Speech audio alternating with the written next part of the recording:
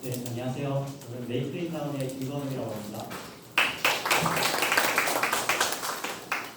제가 사실 그 피지컬 컴퓨팅에 대해서 말씀을 드리고 싶었던 이유가 이제 지난번 AI 연구회를 보고 나서 이제 피지컬 컴퓨팅을 학교 체육에 좀 적용해보면 정말 좋은 사례들이 많이 나올 것 같다라고 생각을 했고, 선생님들이 이미 최근에는 AI나 이런 다양한 기술들을 적용하면서 수업에 적용하고 있더라고요. 그래서 조금 더 그런 분들에게 이 피지컬 컴퓨팅이라고 하는 내용이 같이 한번 고려를 해보시면 좋지 않을까라는 생각에서 발표를 하게 되었습니다. 오늘 피지컬 컴퓨팅을 적용한 체육 수업이라는 주제로 웨어러블 디바이스 만들기에 대해서 발표를 한번 해보도록 하겠습니다. 우선 저희 메이크인나우가 어떤 일을 하는지 좀 설명을 드리면요. 저희 메이크인나우는 AI나 IoT 기술들을 적용해서 스팀 교육이라고 하죠. 이런 피지컬 컴퓨팅 수업을 할 수 있게끔 하는 콘텐츠를 제작하는 회사입니다. 대표적으로는 이제 우리 주변에 볼 수 있는 여러 가지 테마들, 스마트홈이나 스마트팜이나 버스 정류장, 그리고 주차장 이런 테마들을 저희가 모형으로 만들어서요. 센서들을 연결하고 직접 IoT나 AI 기술을 적용해서 만들어 볼 수 있는 테마들을 가지고 있고요. 그리고 헥사보드라고 하는 보드가 있는데요. 이건 저희가 만든 걸로 자그마한 보드인데 여기에 배터리 모듈을 넣어서 웨어러블 디바이스로도 만들고 자율주행 자동차로 만들어 볼 수 있는 그런 부분입니다. 감사하게도 이제 올해 교육박람회에서 올해를 이제 빈델 교육으로 선정이 돼서 많은 체육 수업은 아니고요. 정보 수업이나 이제 중학교 방과후 수업이나 이런 데서 많이들 활용해주고 계시거든요. 이런 사례들을 한번 해보도록 하겠습니다. 또 이제 저희가 아두이노와 같은 여러 가지 센서들을 모듈화시켜서 만들고 있기 때문에 헥사보드나 아까 말씀드린 여러 가지 테마들에도 쉽게 적용해서 원하시는 제품을 만들 수 있게끔 하는 생태계를 만들어가고 있습니다. 그럼 이제 정보 수업을 하고 피지컬 컴퓨팅을 하는 사람이 왜 체육 수업에 와서 얘기를 하냐라고 생각하실 수 있는데요. 제가 좀 체육 수업에는 여러 가지 큰 편견들을 가지고 있었어요. 근데 지난번 융합연구회 발표를 보고 그 편견들이 많이 깨지게 되었습니다. 그래서 그런 얘기를 간단히 좀 말씀드리면, 제가 가지고 있던 가장 큰 편견은 이제 뉴스 기사에서 보는 것들이 대부분이었는데요. 왼쪽에 보시는 윙몸일으키기, 옛날의 윙몸일으키기 사진이고, 오른쪽은 이제 최근 윙몸일으키기 보였습니다. 어떤 게 좀 차이가 나는 것 같으신가요? 덜 벗은 것 같습니다. 색깔만 다르지 사실 수업하는 형태는 좀 똑같다고 생각을 했어요. 학생들이 윙몸일으키기를 하면 뒤에서 측정을 해서 선생님에게 알려주면 선생님이 A4용지에 받아 적어가지고 등급을 매기는 거.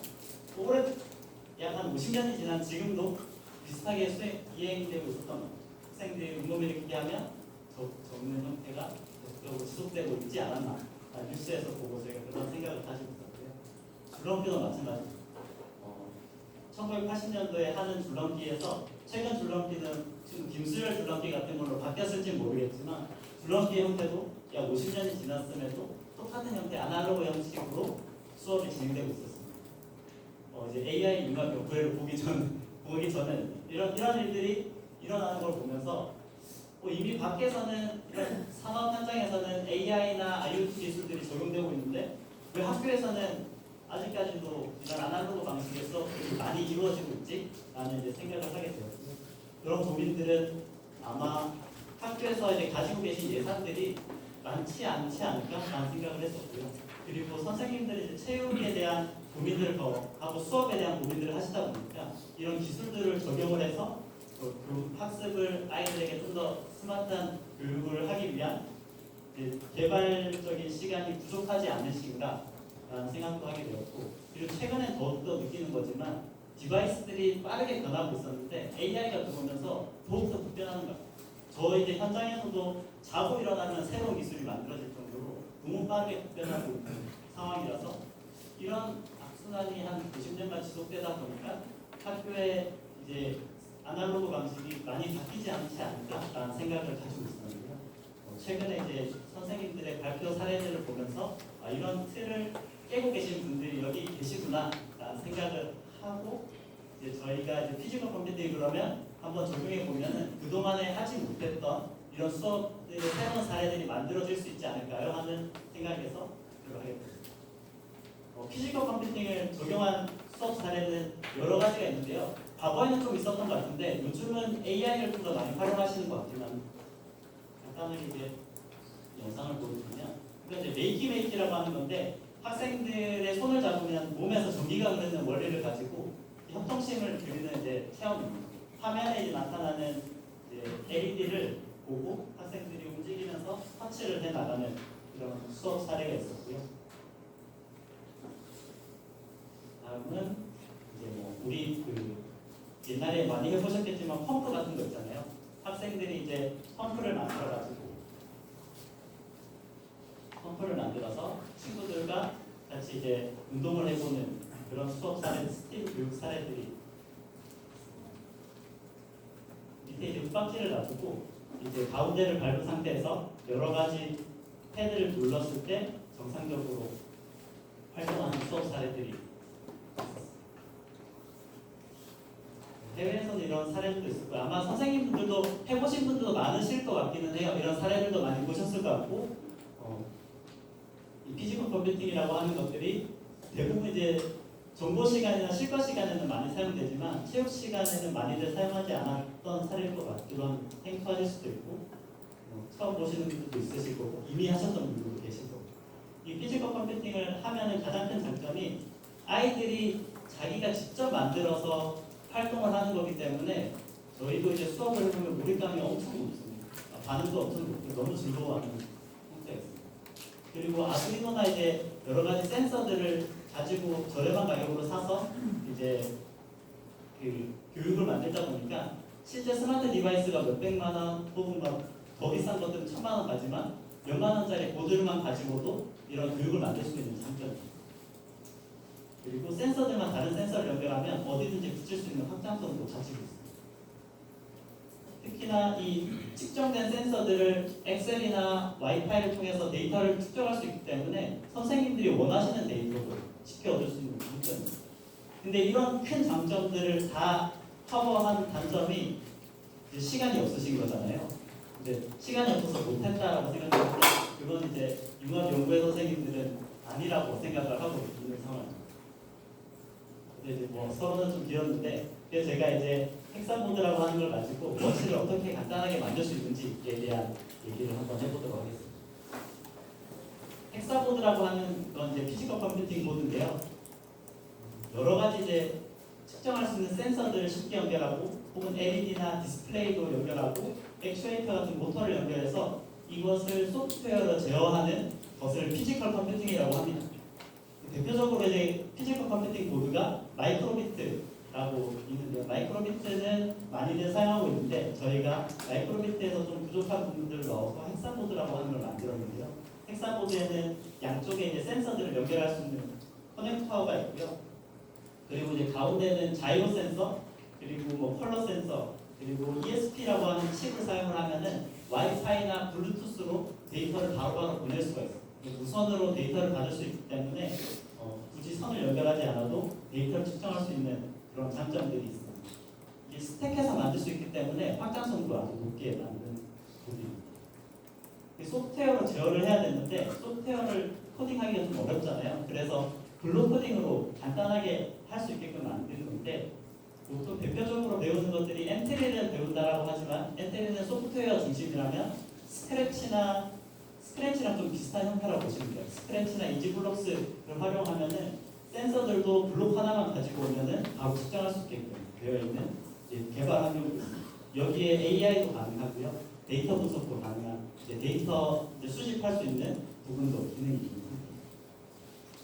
그럼 이걸 활용해서 워치를 어떻게 만드는지 한번 사례를 말씀드릴 건데 헥사보드에는 이 3축 자이로 센서라고 하는 것이 있습니다.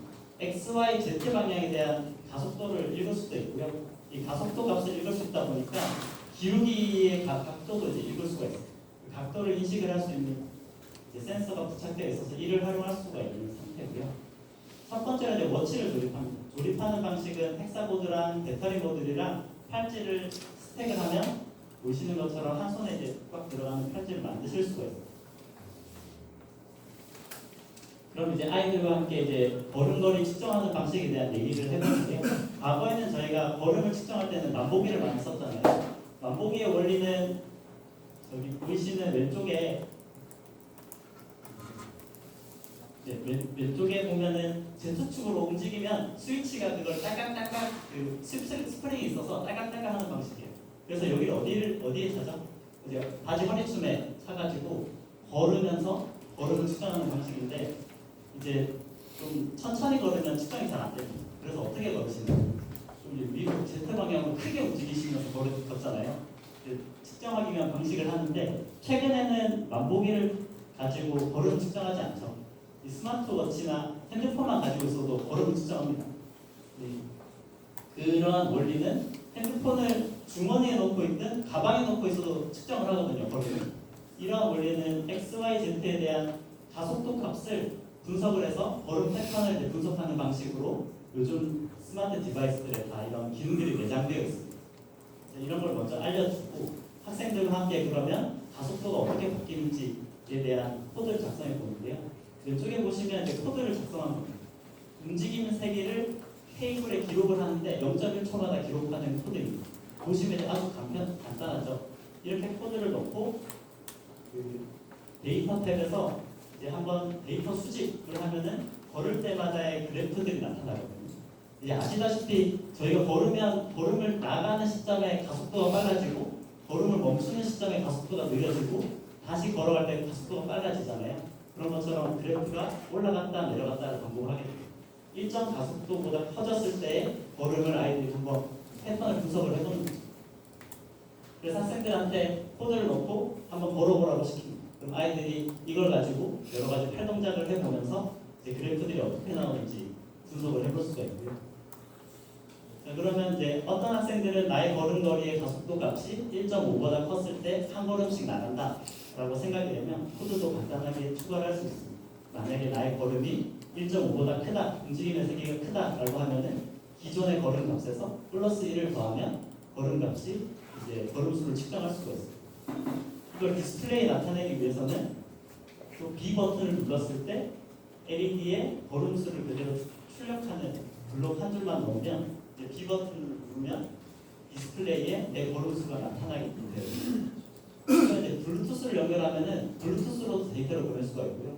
와이파이를 연결하면 와이파이가 연결된 상태에서는 구글 스프레드시트로 데이터를 보낼 수가 있어요. 같은 방식으로 이제 윗몸 일으키기도 한번 측정해 볼 텐데요. 윗몸 일으키기는 동작이 이제 관자놀이에 손을 대고 누웠다가 올라오는 방식으로 하잖아요. 그러면 바닥에 누웠을 때 헥사보드가 팔찌를 착용하고 있을 텐데 바닥에 누웠을 때 헥사보드 각도와 내가 일어났을 때의 각도를 측정을 해서 누웠다가 일어나면 숫자 카운팅을 하나씩 하는 방식으로 아이들과 코드를 작성할 수 있습니다. 코드도 마찬가지고 보드가 이번에는 가속도가 아니라 좌우로 기울어진 각도를 테이블에 분석을 해요. 테이블에 기록을 합니다. 그럼 아이들이 손을 이제 관자놀이에 대고 누웠을 때 각도가 어떻게 바뀌고 다시 올라왔을 때 각도가 어떻게 바뀌는지를 한번 테스트를 해볼 수 있습니다. 사진 보시는 것처럼 애들이 이제 워치를 차고 이제 누워서 그래프가 어떻게 바뀌는지 다시 올라왔을 때 그래프가 어떻게 바뀌는지를 보면서 각도가 어떻게 바뀐다라는 것을 분석을 하고 이제 올라왔을 때는 각도가 왼쪽 오른쪽에 착용할 때마다 방향이 다르거든요. 이제 왼쪽에 일어났을 때는 약간 70도 이상 올라오고 누웠을 때는 30도 이하로 내려가는 것을 그래프로 보면서 내려갔다 올라갔다는 이런 식으로 분석할 수 있구나라는 것을 알고리즘을 이제 만들게 됩니다. 그래서 준비 상태 제 아래 이제 준비 상태가 되고 일정 각도 이상 올라갔을 때 하나를 카운팅을 하고 내려가서 준비 상태인 상태에서 다시 올라갔을 때 카운팅을 하나씩 추가하는 방식으로 코드를 작성할 수 있습니다. 코드는 더 간단합니다. 만약에 기울기가 40보다 작다라고 하는 거는 내려갔을 때죠. 내려갔을 때는 준비 상태고 준비 상태에서 다시 기울기가 70보다 커지면 횟수를 하나를 더하는 형태로 코드를 짤 수 있습니다. 아주 간단하게 코드를 작성할 수 있고 이런 원리를 활용해서 2일1조로 학생들과 같이 운동에 대한 측정을 해볼 수가 있습니다. 이런 이제 가속도나 기울기를 측정을 하면은 웬만한 이제 운동들은 다 확인을 할 수가 있어요. 예를 들면은 팔굽혀펴기나 윗몸 일으키기, 줄넘기, 달리기 이런 내용들은 이 워치만으로도 대부분 다 측정할 수 있습니다. 이거를 선생님이 만드시는 것보다 학생들과 같이 이야기를 하면서 어떤 친구는 이런 운동을 만들어보고 어떤 친구는 뭐 덤벨을 만들어보고 어떤 친구는 이제 줄넘기를 만들어보는 수업들로 다양하게 활용을 하실 수 있을 것 같습니다. 그러면 요즘 많이들 얘기하는 AI는 어떻게 적용하는가 라고 이제 얘기할 수가 있는데요. 뭐 대표적으로 하는 것들이 티처블 머신에서 아마 내일 이제 실습을 하시는 것 같긴 하던데 티처블 머신에서 포즈라고 하는 학습하는 툴이 있어요. 그래서 그걸로 스쿼트 모델을 학습합니다. 내가 서 있었을 때 나의 관절의 모습을 학습하고 그 다음에 스쿼트 자세를 취했을 때 그리고 아무것도 아닌 예외를 하는 거죠. 또 올바른 자세를 취하지 않았을 때에 대한 내용들을 다 학습을 하게 됩니다. 그래서 일어난 자세에서 스쿼트를 한번 수행하면 횟수가 하나 증가하고 그리고 다시 스탠드 자세가 되면 카운팅 하나가 되는 건데요. 여기서 만약에 내가 나쁜 자세를 학습했을 때 나쁜 자세를 가지게 되면 헥사보드에서 부저로 알림을 주는 거죠. PPT 같은 이제 알림을 주면은 그런 피드백을 받으면서 스쿼트를 할 수 있게끔 하는 AI 모델을 쓸 수가 있습니다. 이걸 코딩하는 방식도 간단합니다. 처음에 이제 자세가 스탠드였다가 스쿼트 자세가 되면 카운트를 하나를 하고 정상적으로 잘 됐으면 부저로 이제 알림을 주는 형태예요. 스쿼트 운동을 하면 카운트가 될 때마다 삑삑 하면서 이제 카운팅이 되는 방식. 여기 이지블록스라고 하는 데서 그 구글 티처블 머신에서 학습한 URL을 넣으면 이렇게 카메라가 동작을 하거든요. 이 카메라를 통해서 이제 블루투스로 내 화면을 보면서 이제 운동을 하면 이제 AI로 하는 스쿼트 구현이 간편하게 할 수 있는 상황입니다. 그리고 이제 이런 헥사보드뿐만 아니라 뭐 아두이노를 쓰셔도 되고요. 여러 가지 쓰셔도 되는데 이 피지컬 컴퓨팅으로 학교 수업에 적용하는 이제 학교 수업에 어떻게 적용할 수 있을까를 한번 얘기해보고 싶긴 했었는데요. 가령 이제 50m 달리기를 측정해보는 기계를 만들고 싶어요. 그러면 어떻게 만드실 건가요? 만약 아두이노나 이런 헥사보드를 쓴다라고 하시면